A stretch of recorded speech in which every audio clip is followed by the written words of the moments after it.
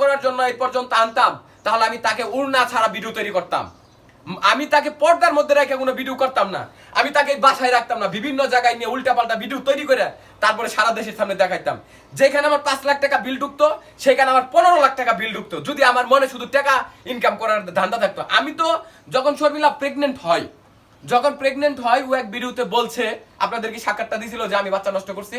হ্যাঁ বলেছে। এটা আমি ক্লিয়ার করি নাই। আপনি আজকে ক্লিয়ার করতেছি, আমার স্টেটমেন্ট এইটাই লাস্ট। এর পরবর্তী সময়ে আমি কোনোদিন এই স্টেটমেন্ট দিব না, কারণ এটা আমি ক্লিয়ার করি।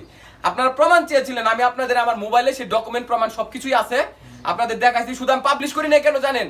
ও আমার ওয়াইফ, ওর আমি ভালোবাসতাম, ওরে ভালোবাসি। এই কারণে আমি আমার এই স্টেটমেন্টগুলো আমি ক্লিয়ার করি নাই, কারো দেখাই নাই যে ওকে আমি কারো কাছে সামনে ছোট করব না।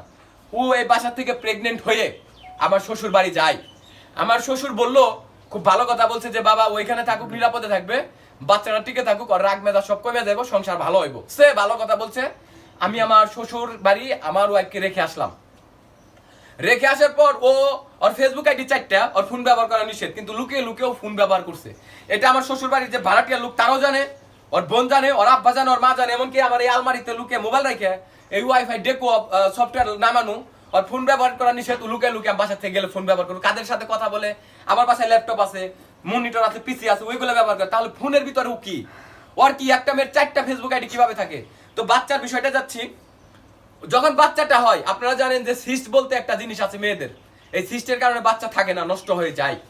তো ওর এত বড় সিস্ট, আলট্রা করছি আপনার 12 থেকে 13 বার, সবসময় এত বড় সিস্ট আছে, ওর ব্যথা হয়। সিস্টের একটা ট্যাবলেটের দাম আপনারা দেখবেন, দোকানে যা জিজ্ঞেস করেন, ওটা সম্ভবত আপনার একটা না 3 মাস না 6 মাস খেয়ে যাইতে হয়, 100 টাকার উপরে করে দাম। আর একটা ট্যাবলেট দিছে, ওইটাও 100 টাকা করে।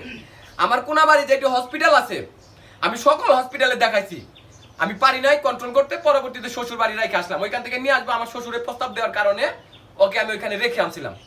তো রেখে আনার পর দেখা যায় যে আমাকে বলে পেট ব্যথা, আমি থাকতে পারতাছি না। আমি আসি বাড়িতে, ফট করে আমার এই